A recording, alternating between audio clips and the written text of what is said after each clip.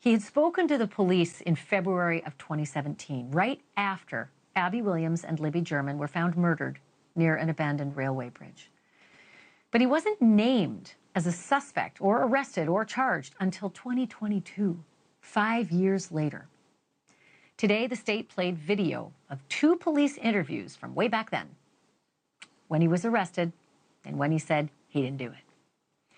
He did not deny that he was at the bridge at about the same time that Abby and Libby were there, but he vehemently denied killing them. In fact, he said, "I had nothing to do with it, and I'm not going to be somebody's fall guy." He said he had no idea how an unfired bullet, allegedly from his gun, ended up at the murder scene. And when an investigator told him, quote, "evidence doesn't lie," and that he should confess, Richard Allen blew up. But within weeks, he supposedly did just that, confessed. Jurors heard from 4 separate witnesses from the prison where Allen was held under a so-called safekeeping order. The former warden said that Allen wrote him a note saying, and I quote, "I am ready to officially confess to killing Abby and Libby. I am ready to officially confess to killing Abby and Libby." Now, that note, how did we get that? There's no cameras in court. How did we get a picture of that?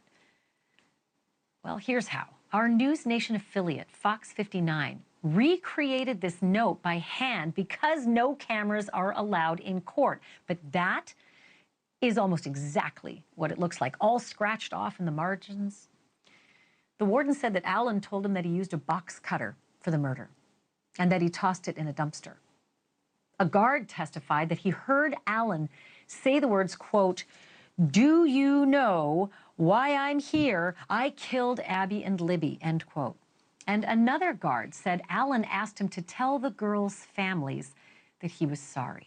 And here's where I bring in Susan Hendricks, longtime TV journalist and author of Down the Hill, My Descent into the Double Murder in Delphi. She was in the courtroom today. She's a great friend of the show, great old friend and colleague of mine. So, Susan, I'm so wound up about this, right? Like, I keep wondering how the jury's going to react to seeing video of him being interrogated prior to being arrested, right? Just after the murders, saying, "I had nothing to do with this. He just denied." Mm-hmm. Yeah, and the way you laid it out was so key, Ashleigh, because that's how I felt in court. Looking over at the jurors, you're trying to see, can you read their faces? Can you not? And that what was so telling for me. It was the first interview, felt like an interrogation interview, October 13th, 2022. It was Steve Mullins and Tony Liggett. And that's when I first heard Richard Allen's voice, because I haven't heard it in court. I see him. I've been in front of him now for 12 days, not a peep. But finally, I saw him before. The defense is explaining the way, saying he's not the same person that he was. But it felt like, Ashleigh, a completely different person when I heard him October 13th, 2022, talk about his cars, talk about kind of what he did for a living. He worked at Walmart before CVS. And it was shocking to me how different he was than the guy I've been looking at. So it's weird, like he was in the interview room with his wife and even said, "You're going to pay for what you're doing to my wife," like almost angry at these cops. Well, but let's fast forward to the confessions now, because, you know, these confessions in jail are also now in front of the jury. So they're hearing polar opposite comments from Richard Allen. The warden and the guard, when they were testifying, was it believable? Was it powerful? Did the jury were they sort of befuddled by it all? Yeah.